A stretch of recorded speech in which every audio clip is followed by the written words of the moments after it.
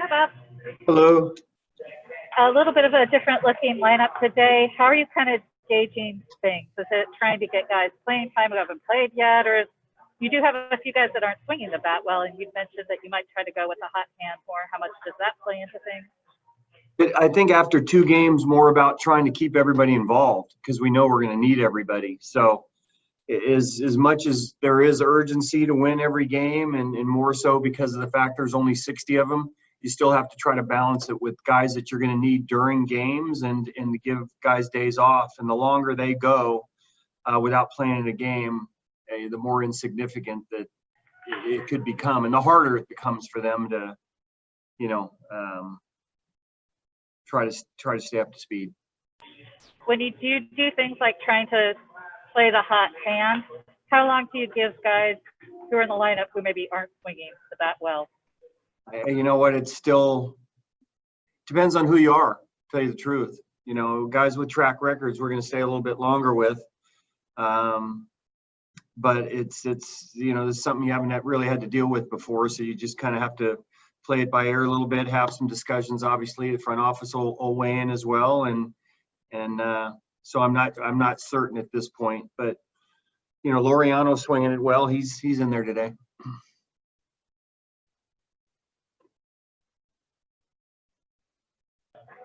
Bob, okay, go ahead, Vince. I was just saying, you're facing Ohtani today. You saw what he was like 2 years ago. What's the feeling about facing him this afternoon? I mean, we're probably one team that has a little bit more history with him than anybody else, so we've seen him before. I think pretty consistent with every power pitcher early on is you try to make him work and make him throw some pitches and make him work hard. So my guess is he's probably thrown quite a bit. I don't know what his pitch count will be today, but you try to make him work, you try to get on base, try to draw some walks and get some timely hits. Bob, you've always expressed a lot of appreciation for the fans and the fan base. Chris Bassett was saying today he thinks maybe some people have taken the fans a little bit for granted over the years, and he was talking about how much he really misses that element. Do you kind of get that sense just team-wide that how much the team is missing fans? Yeah, I know personally, I certainly do. I mean, I really enjoy the interaction when we walk out of our tunnel and some of the real, Oakland A's fans that have been there for years and support you every game that are right there leading into the dugout. I always stop and have time and talk to these people who are serious A's fans. So that part of it's weird. You still kind of feel like when you leave the tunnel that may happen, and then you look out and there's cardboard cutouts, but every team deals with it. But we have a real passionate base here. I've said often, if it's 10,000, it sounds like 20. If it's a full house, it's a very difficult place to play. But it's something every team's going to have to deal with and understand. Maybe hopefully down the road something happens as far as fans go, but right now it's just one of the awkward parts of the game that we all have to encounter. Do you feel like it does affect maybe the team's energy level or adrenaline or maybe sustaining momentum during the course of a game? Again, it's just if you do, then it's a crutch. I mean, everybody has to play the same rules and without fans, and it's an even playing field for everybody. So you have to find your own way to motivate yourself. Playing a big league game, especially after what we've been through, shouldn't be something that you have to find motivation for. You should be excited for the fact that we're actually out on the field and working in a world where a lot of people are not working. So you should take it as we're lucky to be able to do this, and we also should take it seriously that maybe we can help some people out as far as the entertainment world and that are struggling right now. Bob, could you talk a little bit about Mike Fiers? Could you talk a little bit about Mike Fiers, his veteran presence out there for this game, what he means to your rotation?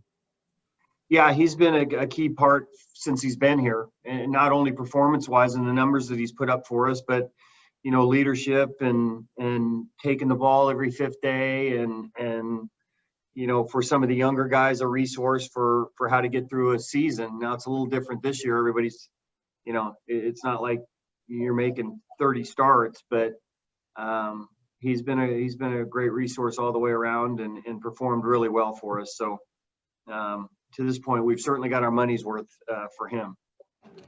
Bob, along the lines of Susan's question with the fans, this is a little more lighthearted, but I was sort of watching different stray baseballs land all over the place, just in the opener. And do you guys go get some of those balls? I mean, one landed next to me, but by the time I tried to retrieve it, it was already down at the netting where I'm not allowed to go. And are you going to save money on baseballs? And is it kind of strange to think of all these baseballs around the ballpark with nobody to take them home? And, but also Joe Madden said these first 2 games without fans have been really intense, and he's been impressed with that. So those are 2 questions, I guess. Yeah, the cardboard cutouts are not going to run after those balls. And we've seen here before on, maybe on sparse nights where it can be, there's some competition amongst people going to get those balls. It can be fairly entertaining at times too.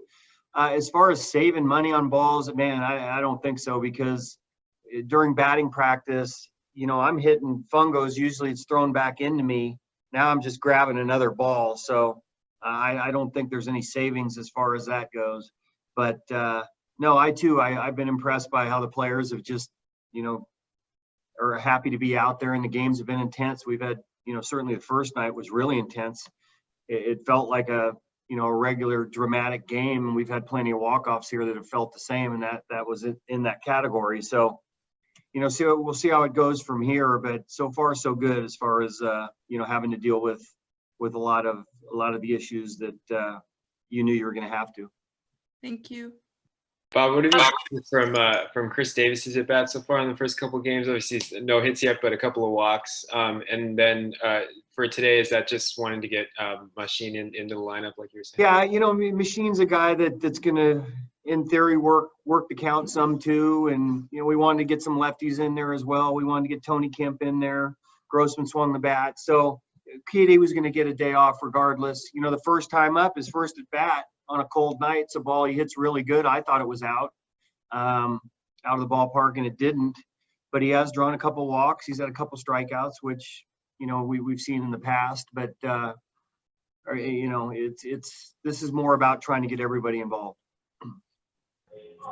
Bob, when it's this time of year, how can you tell if it's just pitchers being ahead of hitters, or maybe a guy being frustrated, pressing too hard? Is there a difference? There is. It's tough to tell after 2 games. You try to, make the inter squad games as game-like as you can. They're really not. So, we didn't swing the bat too well against the Giants in those 2 games, and we've had spurts here. Toward the end of game 1, we swung it well. Yesterday, we were a batter or 2 away from potentially putting multiple runs up. So I can't really tell yet. At least in our games, there hasn't been a ton of scoring until late when the at-bats have really meant something. So I think we probably need a little bit more time to really factor that in. Bob, could you please clarify something for me? About 2 weeks ago, we asked Sean Murphy about the face mask, and he was saying that he understood the umpire has to use the face mask and also gloves. But from above here, I haven't seen any gloves in the umpire. Is that the rule that he's supposed to use gloves too, the umpire? I don't know the rules with the umpires. If somebody doesn't have a mask on, and they're supposed to wear one, I would think that would be addressed pretty quickly. And as far as gloves too, so I'm really not up to speed on those. I'm sorry. Yeah, he does have a face mask, the umpire. He does have one. Bob, could you just talk about the balance that everybody's thinking with the shortened season and the weight of each game? Your home, winning home series. The Trout hasn't scored yet. Rendon's not playing for them, at least not yet. And just still trying to focus on today and the uniqueness of this year, and not trying to put too much pressure on all those other discussions about the weight of each game in the shortened season. Right. That's something that we talked about briefly here is, look, everybody knows you want to get off to a good start. in a 60-game season, but you don't want to put added pressure on yourself too, that if you lose a game, it's the end of the world. So I think this team's always been really good about taking a loss and moving on to the next day and expecting to win the next day and not putting too much pressure on yourself. So I want to continue, with what's made us successful. But again, you'd like to get off to a good start. There's 16 teams in the playoffs this year, which is a lot. But I don't want our guys putting too much pressure on themselves if we lose a game. I want our guys to come out and play in the fashion that we always have, with the expectation to win that particular game. If we don't, come out with the same mindset the next day. Bassett said that there was some talks about moving the auxiliary dugout maybe closer to a better angle. How important is it to have other members of the rotation sort of observing opposing hitters in a series, and how important is it maybe to move that auxiliary dugout? I didn't know we were moving it. Has that been stated? I didn't know we were moving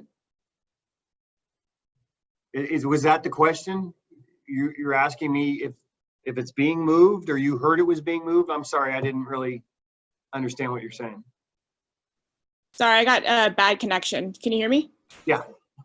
Bassett said that there was maybe some talks about the auxiliary tented dugout being moved to a better angle so that they can see. I don't know if that's something. It hasn't come across my desk. It's got to be uncomfortable regardless, sitting in the stands. But it's just something, that everybody's having to do. Whether or not there's a better angle or sun, or I'm not really sure what you're talking about. I'll check into it for you. Okay, thanks. Sorry. Mm-hmm.